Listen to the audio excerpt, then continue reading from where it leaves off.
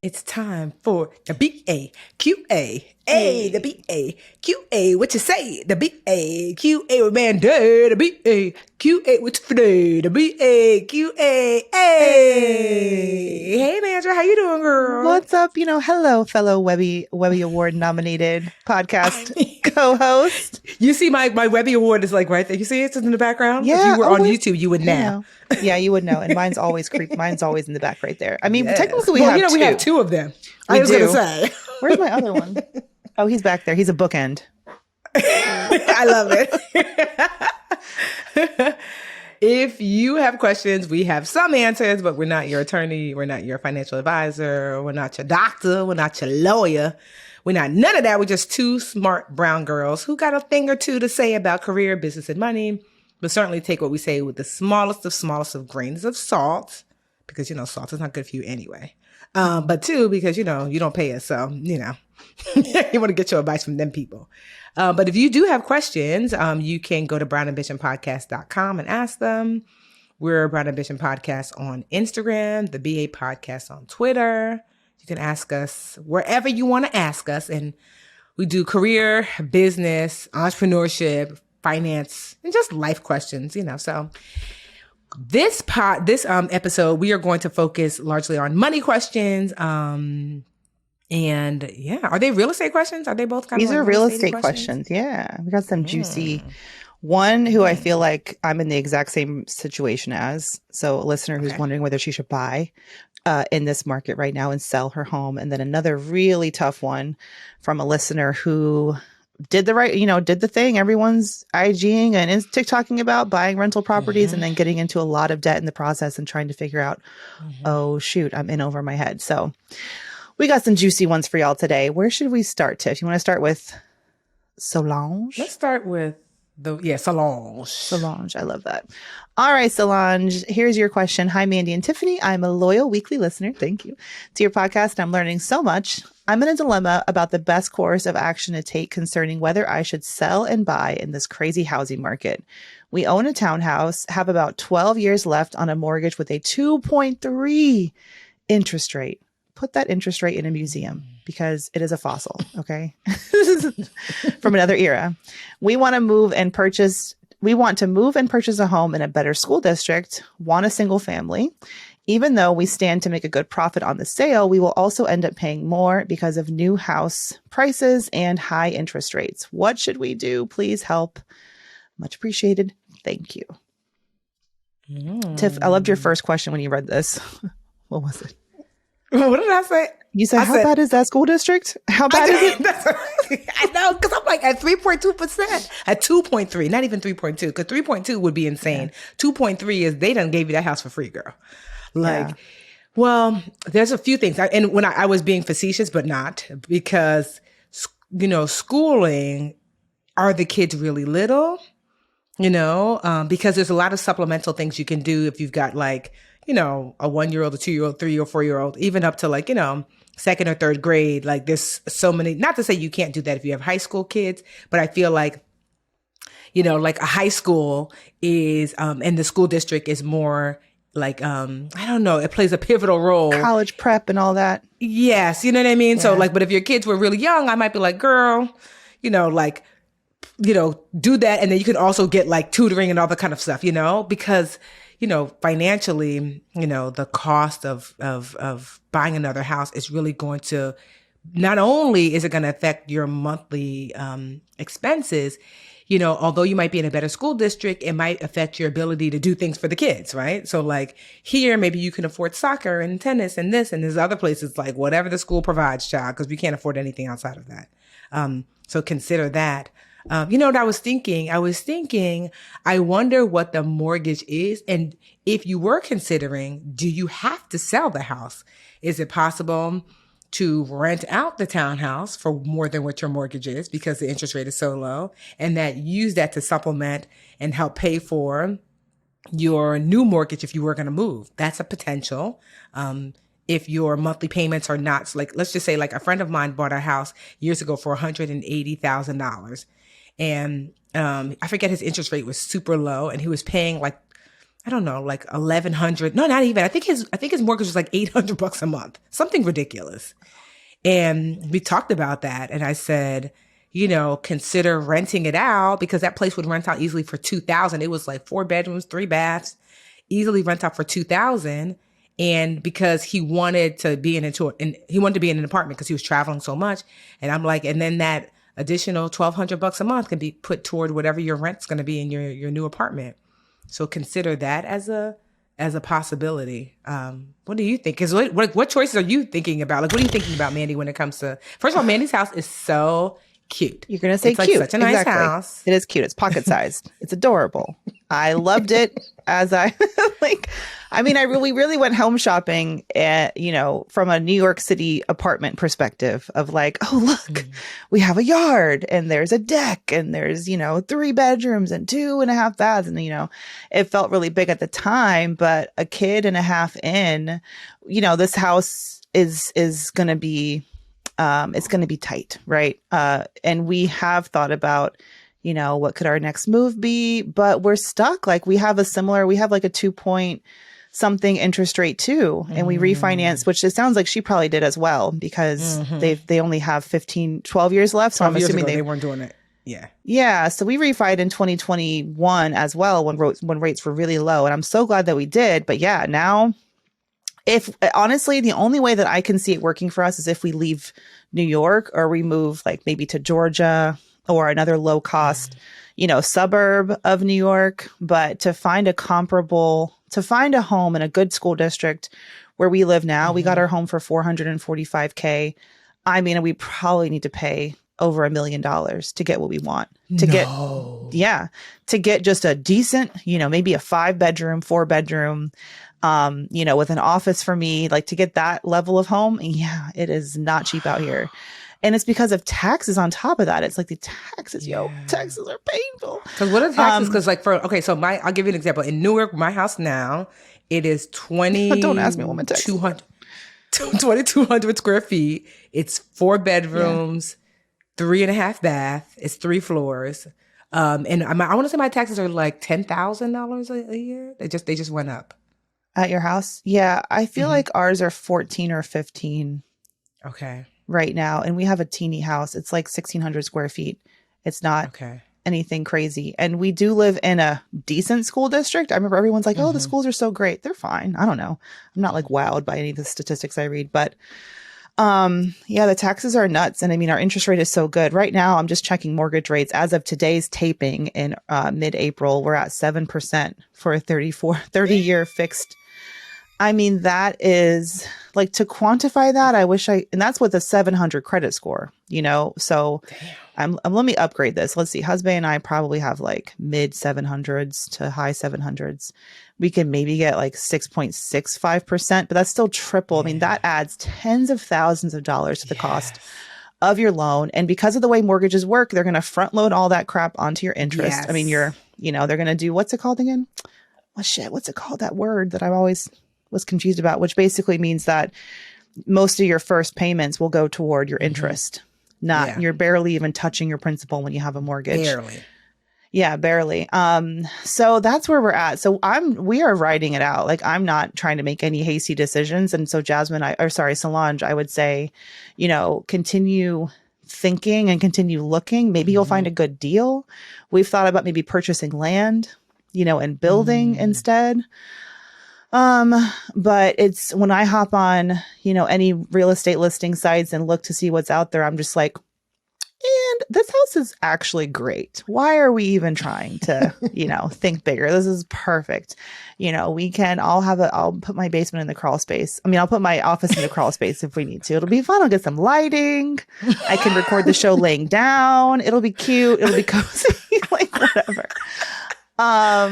Yes. But this is one of those instances where literally the financial component has to be like, so you got to do that math, because it could literally go from, you being able to like afford your life and literally not for more space. And that's like, the thing. And I just, because I feel like we're doing fine now. I don't feel like we're paying, because now I'm an entrepreneur and, the money is different now.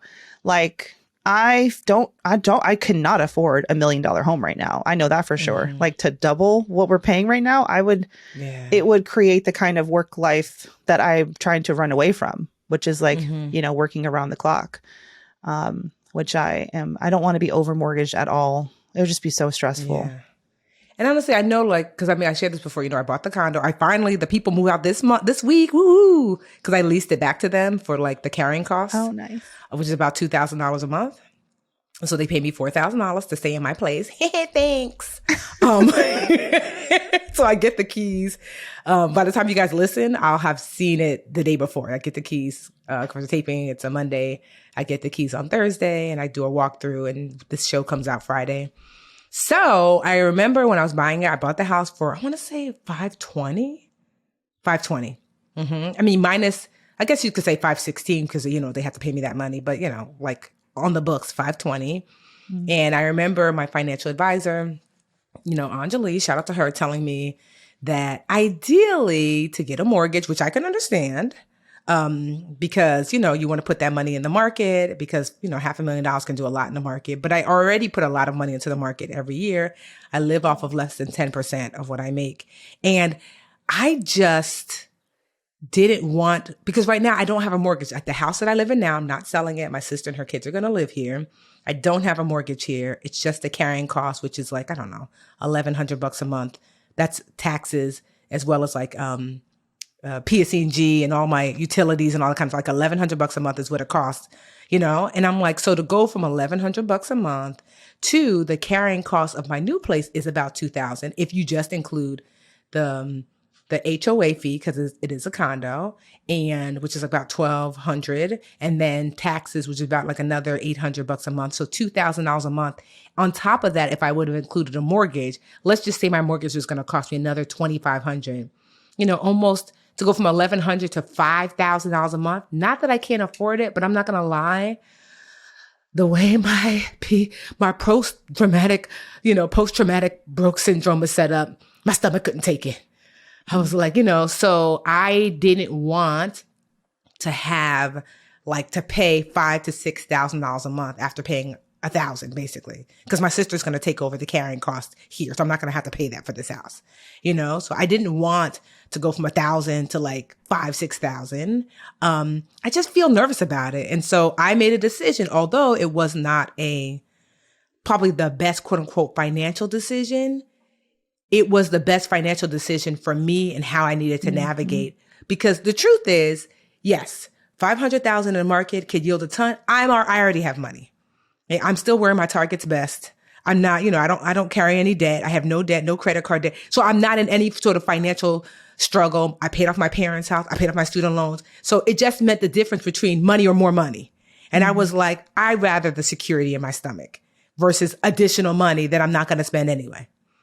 So I'm just sharing that like when you're making decisions, sometimes you get to make a decision from a place of just emotionally, this is where I need to be. And sometimes you have to really look at the bottom line and say, the math is not mathing in a way that will allow us to sustain a healthy and happy lifestyle. So this seems like a real math lean in versus like an emotional lean in. So Solange, look at the math and ask yourself, would we be able to sustain a decent life, with all the additional expenses should we move?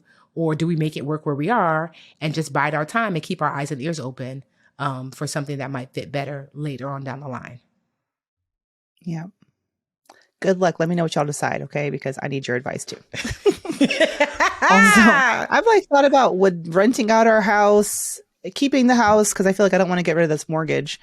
The good rate, right? But should I keep the house and then rent it out? Would that somehow make a situation where, I don't know. I don't think so. I don't know. You could rent. Well, the good thing about when you have rental property, that they will count, I think 60% of it towards your income. So for you to afford more of a house, Yeah, that's the thing. But it's like, again, positioning us to just be really in an expensive home. So I just told husband, I have no doubt we'll get there. You know what I mean? I'm doing fine. I co-host Brown Ambition. I'm an ambitious lady. I'm like, we gonna be fine. But we ain't there yet. So I am very comfortable being like, we're not there yet. I won't even let him get a second car. He's so salty about that. But I'm just like, not yet. You're like, you're having a second baby, so we're not. And getting Helen a second backs car. me up. When in doubt, get a financial planner to bring you down to earth. Actually, that's a good tip. Financial planner can really bring you down to earth. Because whenever husband and I have a disagreement on a big purchase, the second car being one, Helen makes it very clear. Here's what you would have to give up. I don't think that's a good idea. And I'm like, Helen said it, not me. You know? But thank you so much, Solange, for your question. All right, we're going to take a quick break and be right back with an even juicier real estate question. Oof. So stay tuned, BA fam. We're putting a lot on our shoulders today, okay? Really carrying the weight for y'all. Stressful, I'm not gonna lie. All right, see y'all back in a minute. Hey, BA fam, this episode of Brown Ambition is sponsored by BetterHelp. Give online therapy a try at betterhelp.com/brownambition and get on your way to being your best self. Take it from me, getting to know yourself and all the different versions of ourselves that change over time. It takes time, it takes reflection, and honestly, it can actually require help, like the kind of assistance you can get from BetterHelp. Life can come at you fast, and we're just not always prepared to answer the challenging questions that we are faced with or the uncertainty that is constantly coming. We need someone to talk to, and that's all right. Someone who can listen and help us sort through our options and possibly eliminate obstacles that prevent us from personal fulfillment and happiness. Or in my case, prevent you from sending that text to your dad because you have deep, deep daddy issues and you're angry. My therapist saved me from sending the worst text to my dad last week, y'all. And I was so grateful. I was like, you know what? That's growth. That's that on growth. All right. So with BetterHelp, you can be connected to a licensed therapist who can take you on a journey to self-discovery from wherever you are. If you're considering therapy, give BetterHelp a try. It's all online, convenient, flexible, and suited to your schedule. Discover your potential with BetterHelp. Visit betterhelp.com/brownambition today to get 10% off your first month. That's BetterHelp, HELP.com/brownambition. All right. We are back, black and brown. Tiffany, would you like to do the honors of reading this? You want me to read it? Because I feel like I'm going to read it and immediately just like give it to you to answer. No, go ahead and read it because it's stressful. I'm not gonna lie. I was like, wait, the more I read it, I was like, okay. But this is the reality, okay? And I'm not going to lie. We've been getting more and more questions of people struggling with debt. So I'm just like, I feel like Brown Ambition Q&A is almost like an indicator for the economy and where we're heading. So I think it's good that y'all are getting it out, releasing the debt demons and trying to figure out what to do. But this situation in particular is pretty complex. So this comes from listener who would like to be called Jay. Jay says, I am 40 years old. I'm a senior accountant. I make $83K a year. In 2021, I got out of a long financially abusive relationship and I sold my home and I got a huge lump sum of money. At the time, I had no debts other than student loans, so I spent the money purchasing 2 homes. Home A was new construction around $400K and home B was a 20-year-old fixer-upper. And I put $60K into renovations and I also got $120K loan to add a pool. As soon as I moved in, Home B, everything that could go wrong happened. My main water line backed up and flooded the first floor. Oh Lord. Master bath had to be ripped out 3 times and is still unfinished. The pool is halfway done because I ran out of money and the AC unit completely died. At this point, I had depleted my savings. I've run up over $300,000 in loans and credit card debt. Right now, I'm assuming this is monthly, right? My monthly take-home pay is $5K. My monthly expenses are $14K with the houses. I am living bare bones and renting out home A until I sell it this summer. Home B, mortgage and bills have not been paid, and I am 1 month behind on all bills. I have 2 people renting out my spare rooms. I can't sell home B without finishing the master bath and the pool, which is going to be about $28K combined. And investors want less than I owe. I have been in therapy and trying to understand my spending and why I spent frivolously. My question is, how do I stop the bleeding? I have cut all other expenses. My vehicle is paid for. I have 2 children, ages 2 and 3, that I am barely able to provide for. I can't get assistance because I make too much. Do you suggest one-on-one coaching or one of your courses? I look forward to your response. Jay.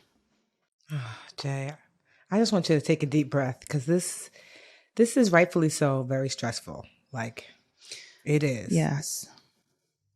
So, one, I want to commend you for sharing this because it is not easy to share like the ugliness of financial struggle, And so I want to commend you because that's the first step is to just say, here's a thing that's happening and I'm drowning.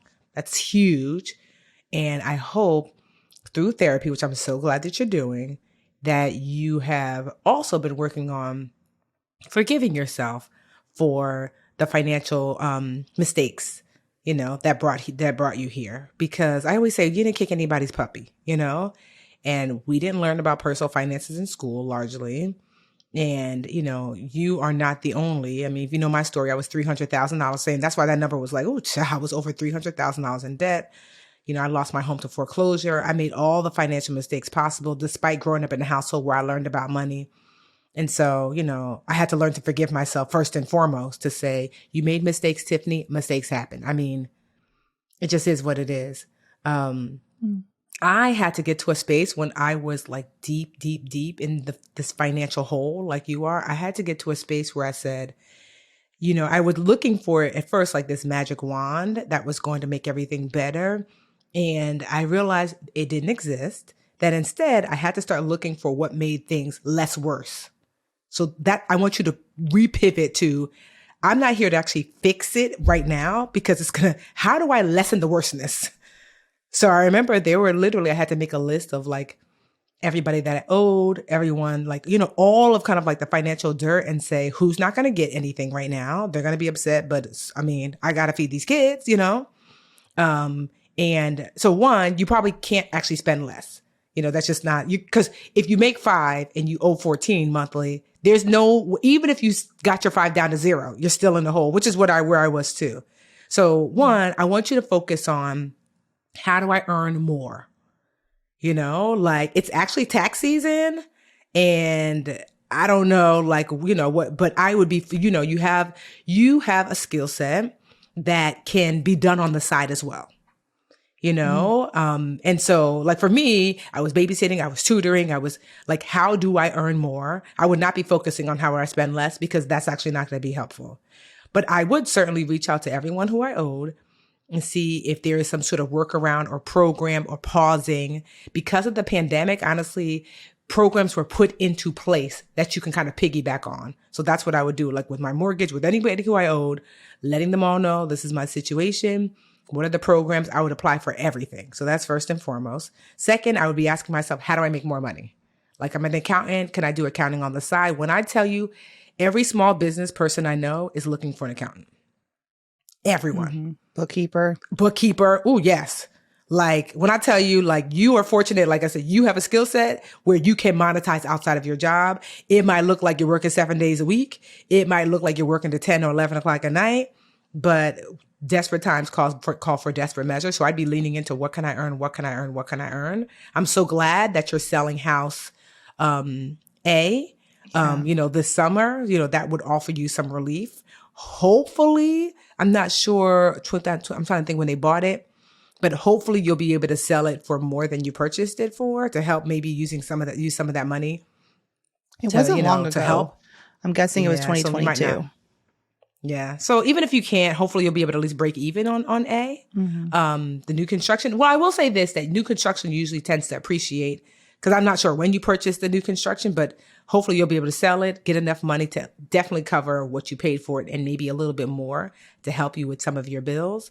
And as far as B is concerned, you're going to have to make a decision on whether or not you think putting more money is actually going to stop the bleeding. Like if I could go back to Tiffany, when I lost my job when I was like in the 2009, I was like 29. I had this condo that I bought for $220 and I spent all of my money from savings, credit cards, everything to try to keep paying the mortgage. I even took all of my money out of my retirement account.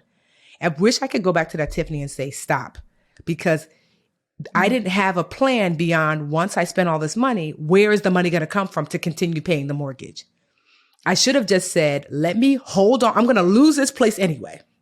Let me hold on to the little bit of cash I still have and use it to pivot and transition into a really inexpensive studio apartment or whatever. But instead, I spent all of my money trying to save the condo, and then it was gone anyway. So $30,000 from my retirement account gone. Actually, it was more than that because, I had to pay taxes and I had to pay the fee because I was not 65 and a half, gone. And then on top of that, all of my savings gone. I had borrowed money gone. So I want you to ask yourself that even if you get the pool done, even if you get the bathroom done, I want you to get with the realtor and ask, if I get all those things done, what's actually the return on my investment? What can I actually sell this house for? And if it's like still less than what you put into it, I wouldn't even. I would take the loss, and I probably would sell it for less and then just have to pay off the balance, whatever that is, because you have to ask yourself, like, where's the loss the greatest?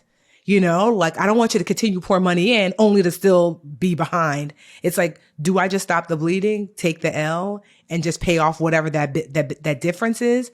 Or is it worth it? Because I forget what it's called. It's called the cost analysis of a house. If I put these things into the house, will I be able to actually sell it and get my money back plus some? A realtor will help you with that cost analysis. So I would do that before deciding to put any more money into that house. And so hopefully that's helpful. Side hustle your way to some extra money. Ask for help from the people that you owe. Sell that, new construction.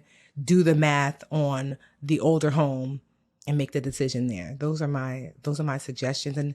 And continue with the therapy and forgive yourself. And, and honestly, give yourself a little pat on the back. I want you to celebrate the awareness that you said, something's wrong here. I'm going to do something to fix it. So I commend you, and I hope you commend yourself.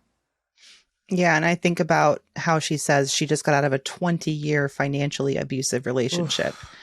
And I feel like there's probably a lot there in terms of your decision to like take back control of your money and to be like, I got this lump sum from selling my home. I have control. I have back full control over what I do with it. And I'm just going to do whatever the hell I want with it. Like, I think that's a totally human reaction.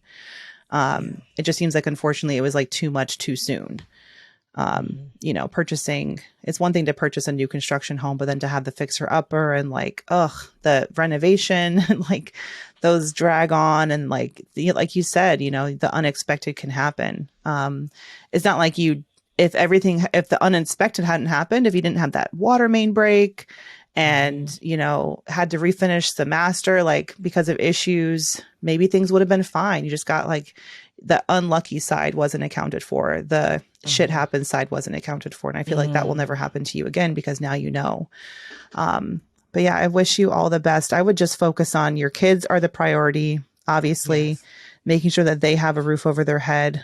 I'm wondering what kind of assistance you've reached out for, and say you made too much. I'm wondering if it's like food stamps or like social programs. I can understand that. Because there's lots of families going through that. But as far as homeowner assistance, like with your payments, talk to your lender, see what kind of programs they have. See if even in your state they have, I don't know what state you're in, they have any COVID era, programs that are still around for homeowners who are struggling. HUD. Look at HUD. Yeah, look at HUD also. And then lastly, you ask, do you suggest one-on-one coaching or one of our courses? I would say no. I feel like you don't need to be paying anyone. No. Like, my course is not for you. Like your wounds this is like triage. You know what I mean? Like, this is, like you said, how can I stop the bleeding?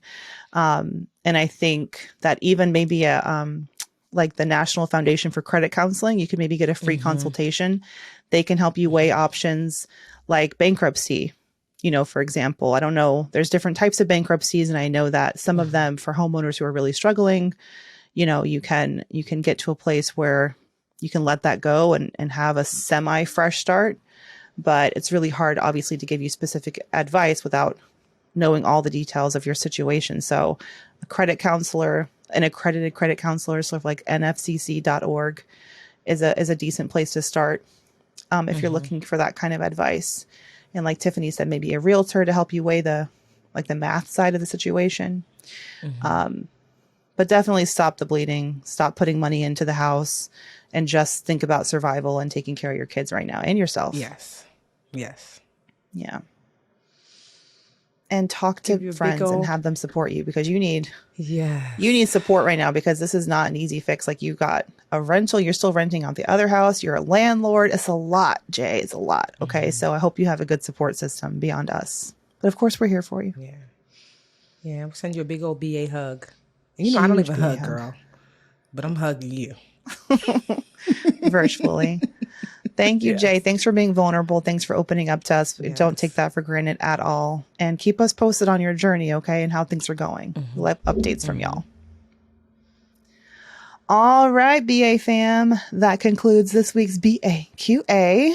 Please continue to send your questions to us, brownambitionpodcast.com. It's where you can find all the different ways to do that, or hit us up on IG at Brown Ambition Podcast. Hey, BA fam. We're on YouTube. Woohoo!